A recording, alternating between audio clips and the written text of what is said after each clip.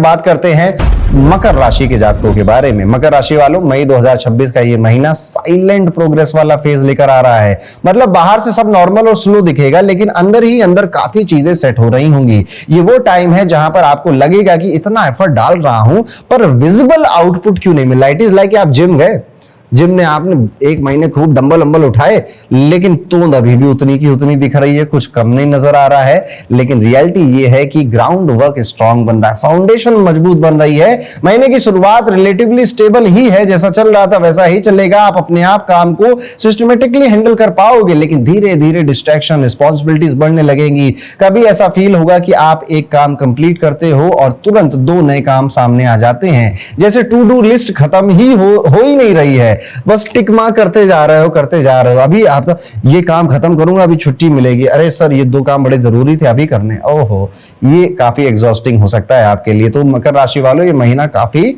मेहनत मांग रहा है आपसे, लेकिन ये एक ग्रोथ का फेज भी है आपके लिए।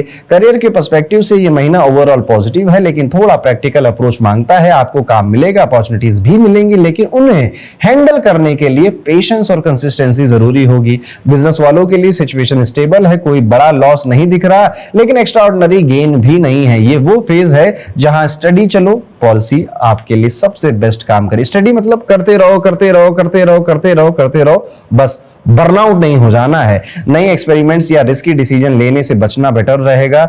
जॉब वालों के लिए काफी इंटरेस्टिंग पैटर्न रहेगा। कभी ऐसा होगा कि आपने एफर्ट डाला, काम अच्छा किया, लेकिन रिकॉग्निशन डिले मिला, या फिर आपको एक्स्ट्रा रिस्पॉन्सिबिलिटी दे दी गई बिना प्रॉपर अप्रिशिएशन के। एक रिलेटेबल मूवमेंट अगर मैं बताना चाहूं तो आप सोच रहे हो कि ये काम मेरा नहीं है, लेकिन फिर भी मुझसे करवाया जा रहा है, मुझे को हैंडल करना पड़ रहा है। ये चीजें आपको इरिटेट करेंगी। इसके लिए थोड़े मुझे हायर किया था, ये वाली चीजें आपके मन से निकलेंगी, लेकिन फिर भी आप किसी को शायद कुछ कह नहीं पाएंगे। अपनी क्रेडिबिलिटी को और स्ट्रांग बनाने के चक्कर में आप वो काम पूरे ही करेंगे। फाइनेंस के पॉइंट ऑफ व्यू से अगर ये महीना देखा जाए तो काफी सपोर्टिव है। इनकम के चांसेस बने रहेंगे और आप अपनी मेहनत के हिसाब से कमा पाओगे। सेविंग्स भी ग्रेजुअली इंप्रूव हो सकती है, लेकिन बीच बीच में छोटे एक्सपेंसेस डिस्टर्ब कर सकते हैं। कभी ऐसा होगा कि आपने प्लान बनाया का, लेकिन अचानक कोई जरूरी खर्चा आ गया, जैसे घर का काम, हेल्थ या फैमिली रिलेटेड एक्सपेंसेस। इसलिए प्लानिंग रियलिस्टिक रखिएगा, रिजिड बिल्कुल मत करिएगा।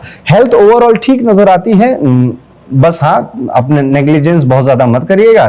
बाकी मैंने आपकी जितनी राशि को एनालाइज किया, एक बॉडी स्टिफनेस है, थोड़ा बहुत फटीग है, लो एनर्जी के कुछ फेजेस हैं जो 18-18 घंटे के हैं किसी किसी दिन पे, पर ये बहुत मिनिमम है। और मैं जिंदगी में अब ये सब भी नहीं होगा तो भगवान नहीं बन जाएंगे हम, ये वाली बात सोच के मैं इसे इग्नोर कर रहा हूं। तो body wise, health wise this month is good, okay है। बस बर्नआउट नहीं होना, यानी कि काम करने के, दूसरों को दिखाने के चक्कर में आपने अपनी हेल्थ की ऐसी की तैसी कर दी, ये चीजों से बचना है। लव लाइफ काफी पॉजिटिव साइड पर है, शुक्र का पूरा सपोर्ट मिल रहा है, कनेक्शन, बॉन्डिंग पूरा सब कुछ फील हो रहा है। डेट पे जाना, मूवीज जाना, इमोशनल कंफर्ट देना एक दूसरे को, ये सारी चीजें आप एक्सपीरियंस कर रहे हैं। लेकिन एक चीज ध्यान देने वाली है, ओवर एक्सपेक्टेशन अवॉइड करिएगा। कभी ऐसा होगा कि आप एक्सपेक्ट कर रहे हो कि सामने वाला ऑटोमेटिकली समझ जाए, लेकिन वो उतना एक्सप्रेस नहीं कर पा रहा है। यहां पर कम्युनिकेशन इंपॉर्टेंट हो जाता है। मैरिड लाइफ जनरली स्मूथ रहेगी, छोटी मोटी बातें होंगी, लेकिन कोई मेजर इशू नहीं। अगर आप कामली हैंडल करते हो तो सिचुएशन इजीली बैलेंस हो जाएगी।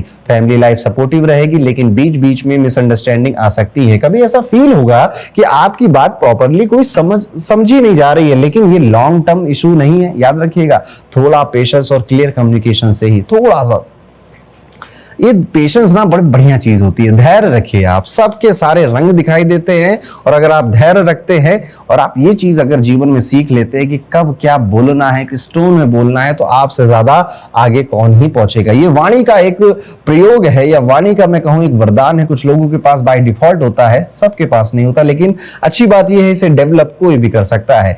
गाड़ी चलाते समय केयरलेसनेस बिल्कुल अवॉइड करनी, नो मीन्स नो।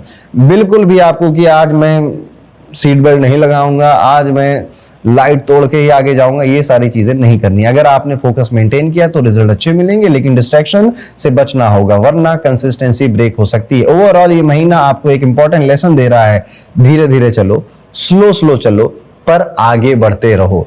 हर चीज इंस्टेंटली विजिबल नहीं होती, लेकिन जो आप बिल्ड कर रहे हो वो लॉन्ग टर्म में स्ट्रॉन्ग बेस जरूर बनाएगा। इस महीने का रेमेडी भी यही है, आपको भगवान शिव के मंदिर जाकर गुड़ का दान जरूर करना चाहिए, या फिर आलू का, कच्चे आलू का दान आपको 8 किलो अगर कर सके तो अच्छा, नहीं तो 1 किलो आधा किलो भी आप कर सकते हैं। तो ये था दोस्तों मकर राशि के जातकों के लिए कैसा जाएगा मई 2026 का पूरा